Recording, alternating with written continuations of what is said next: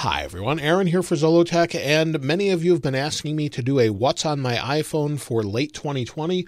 I usually do one every year, and so it's time for that late 2020 What's on my iPhone. And so as you can see, if you've watched any of my videos, you can see my home screen doesn't really change a lot, but you probably want to know what's off to the right. But first, let's go over this, and then we'll continue on. And so with iOS 14 this year, we gained widgets, and the only one I find that I use regularly is the weather widget, just to glance at. I normally had the weather app here, and then with the widget, it sort of changed things around a little bit. Now I have the phone icon in the top because I don't use it a whole lot, and camera has just been there from the beginning, even though I do use that a lot. So it's not really organized by any rhyme or reason, just familiarity for me. And so then I have Google for Google News, Reminders, Maps, Home, and Home is something I use a lot.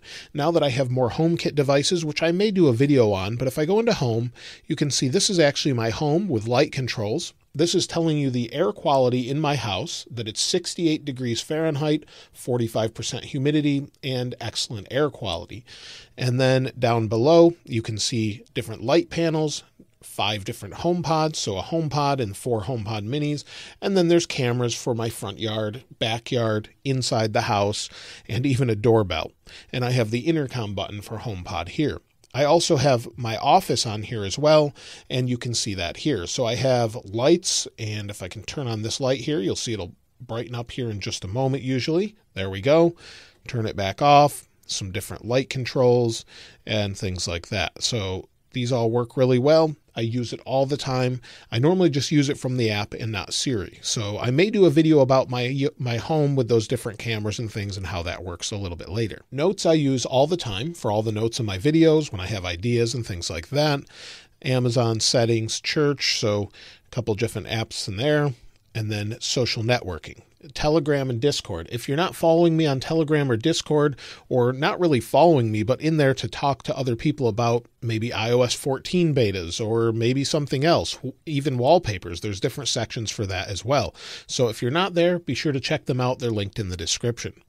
Then, of course, the App Store, YouTube Studio to check out, well, videos and things that I publish and comment, YouTube, Overcast for podcasts. I use this all the time for different podcasts, such as 9 to 5 Happy Hour, Criminal, Gadget Cast, things like that.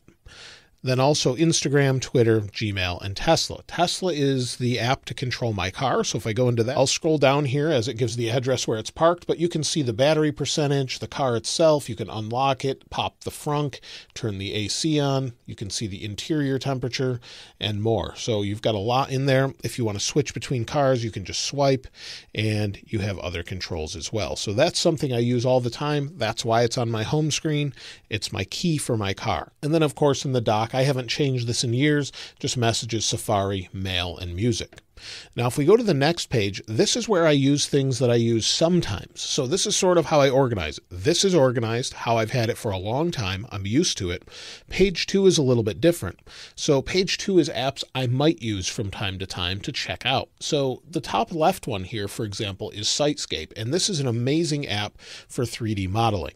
This was out some time ago. I've actually been using it for a while. Thankfully, the developer reached out to me, and let me show you how this works. So these are PowerBeats Pro. We'll open them up here and put them in the camera. We won't connect them. And what I'll do is this uses a device with LiDAR. So you need an iPad Pro with LiDAR, an iPhone 12 Pro or iPhone 12 Pro Max.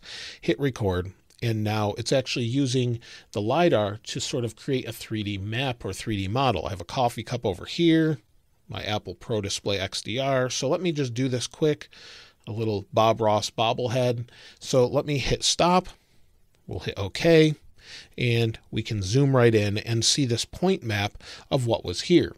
And then you can go in and measure it. Now, this works great in rooms. You can walk around with it.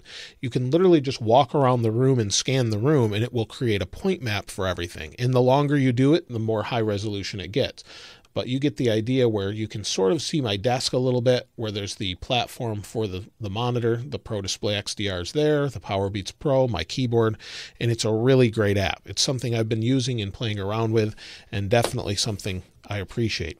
Craft is something I recently installed. I haven't really used. Live Air Traffic Controller is for listening to airport towers. So there's actually an observation deck in the city where I live, or near where I live rather, in Charlotte. You can go there and then listen to the actual air traffic control tower as the planes are coming in or going. So you can kind of have an idea what's going on. The Nest Cash App, I probably should delete that. I don't use it, but it's there. Let's delete it. Spotify I've been using a little bit. Polycam, again, is another one where you can scan rooms. So I've been using that. FLIR One is for a thermal camera that I have, so I can show you different temperatures. We'll talk more about that probably in other videos. OC Comfort, Owens Corning, I honestly don't know exactly what it's for, but it's for the FLIR One camera. NetMonitor is a great little app that monitors things. So I've shown this in a couple different videos, but it shows everything from your internet connection to your storage, to your battery usage and more. You can put different connection passwords in there for Wi-Fi, but I don't really use it for that. But if we go to battery usage, this gives you a more granular understanding of battery usage. So you can see 85% charged, it's unplugged, and then you can log information. So log battery usage with the widget. You can touch and hold to clear it or change details. It's great, and I've been using it for a little while. So it's something you can use for widgets, or you can use the widget with it rather, for battery and more.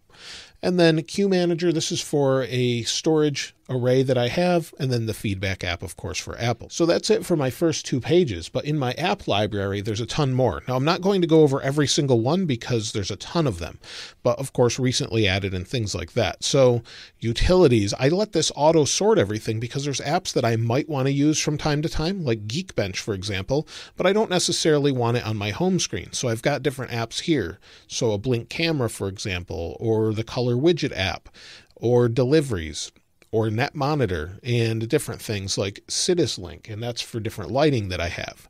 And then maybe some Tesla stats, things like that. So there's a ton of things I don't necessarily want on my home screen all the time, but I may want in here, like Filmic Pro, and some of these aren't even installed. But Filmic Pro is something that I use from time to time if I'm filming video with the iPhone, which allows me to more granularly control that. So if you haven't seen Filmic Pro, it's been out for a while, and there it's rotating. But basically, it just gives you a lot of different color temperature options and focus. You can lock things, change the f-stop, and it even has your little audio meter there. So it's a really great app, and it's good for recording video. But again, there's a ton in here that I don't necessarily use all the time. So we have other. So there's stuff I've installed that I don't even use. So T-Mobile Tuesdays, for example, or different real estate things. So not a ton there. Entertainment, of course. So it's kind of hard to go through all these because there's hundreds of apps that I just sort of leave now because I have the app list auto sorting everything. So we'll go here. You can see there's some health and fitness apps. There's some travel apps. So PlugShare, if you have an electric car like a Tesla and you need a charger that's not a Tesla charger, or maybe that isn't a supercharger, it will let you know where those are. And then just some other things as well. So some games. I don't really play too many games on here. And then productivity and finance, for example, just things I've looked at or tried out. Nothing really exciting here.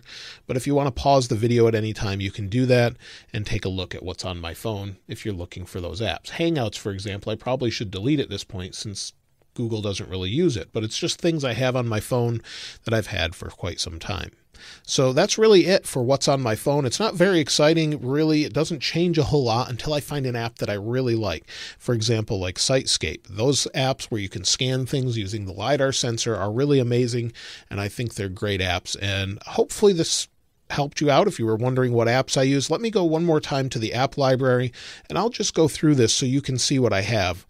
But if you're looking for certain types of apps, and you can see some stutter with iOS 14.4 Beta 1 at the time of this video, but here's some apps if you just want to pause the video and see what I actually use that's on here. Again, some slowdown. It's interesting. Going through here, and we'll wait for it to complete. I thought I was almost at the bottom here. I guess we have a little bit more ways to go. We'll keep going. Oops. We'll go back. You can see those different apps. So I have a lot of apps. I don't keep track of them anymore, and there's quite a few I probably should delete, like Vava Dash, for example. It's a dash cam I don't use. So There's quite a few that I don't use, but there's quite a few that I still do. But there's everything on my phone. And of course, I'll leave a link to the wallpaper in the description like I normally do. If you haven't subscribed already, though, please subscribe. And if you enjoyed the video, please give it a like. As always, thanks for watching. This is Aaron. I'll see you next time.